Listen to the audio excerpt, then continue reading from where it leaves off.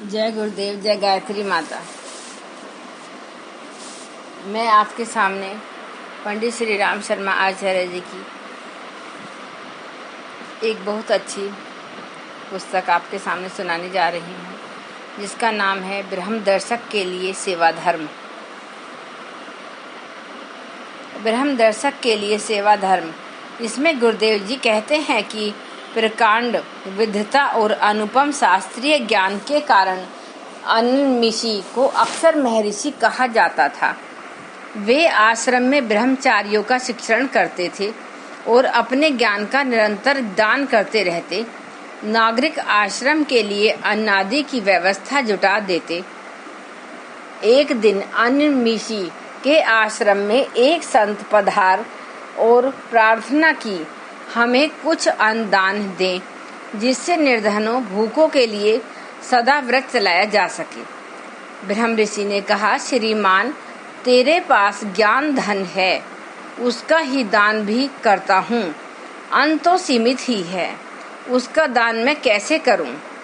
संत ने कहा, ऋषि, ज्ञान का दान तो श्रेष्ठ कर्म है, पर व्यक्ति के पास इसके अतिरिक्त भी धन रहता है, अन्न, श्रम आदि। आप विद्यार्थियों के शिक्षण में ज्ञान, समय और श्रम लगाते हैं, परंतु अन्न भी तो आपके द्वारा उपार्जित धन ही है। उसका भी एक अंश लोक मंगल के लिए समर्पित होना ही चाहिए। मात्र अपने लिए खाने वाले तो पापी कहा गया है। विद्वान ऋषि को शास्त्र पुष्टि यह कथन सही लगा। विनय पूर्वक उन्होंने संत से क्षमा मांगी और कहा, मैं आपके इस उपदेश को जीवन में उतारूंगा। जीवन सहचरी से महर्षि ने मंत्रणा की। उस धर्मपरायण ने सहर्ष स्वीकृति दे दी। महर्षि दंपति नित्य किसी शुद्धा पीड़ित को भोजन कराकर तभी अंजल ग्रहण करते। लंबे समय बाद एक दिन ऐसा हुआ कि कोई भी आश्रम के द्वार पर नहीं आया। प्रतीक्षा में दिन ढल गया। ऋषि दंपति को लगा कि आज का यह क्रम भंग हो जाएगा। अभी तक तो निरंतर चल रहा था, अतः वे व्यग्र हो उठे। किसी सत्पात्र की खोज में ऋषि दंपति आश्रम के बाहर निकल पड़े। कुछ दूर जाने पर एक वृक्ष के नीचे एक वृद्ध कुष्ठ रोगी पीड़ा से करहाता लेटा दिखा। उसके शरीर में घाव थे।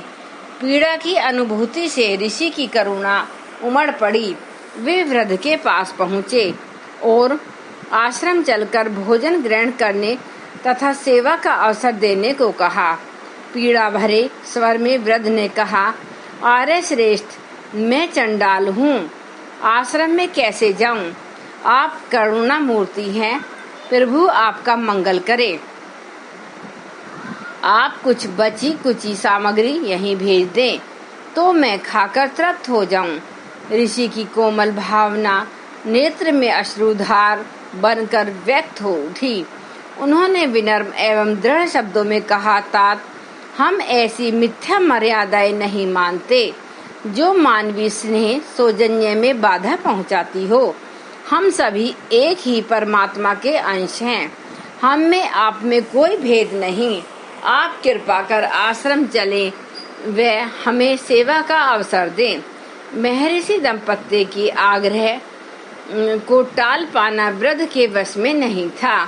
वे दोनों उसे आश्रम ले गए, उसके हाथ पैर धुलाए और प्राथमिक उपचार किया तथा भोजन कराकर अपना व्रत पूर्ण किया। रात को गहरी निद्रा की स्थिति में महर्षि को लगा कि प्रभु उनसे कह रहे हैं कि अनिमिषी यही है सच्ची सेवा, धर्म। इसी को अपनाने से आत्मा की प्राप्ति तथा ब्रह्म का साक्षात्कार होता है। प्रातः जागने पर ऋषि तेज के प्रतीक चिन्ह, गहरी तृप्ति, आंतरिक आह्लाद एवं प्रसन्नता के भाव छाए हैं। यह जो मैंने आपको सुनाया, यह अखंड ज्योति 1978 की लिखी हुई है।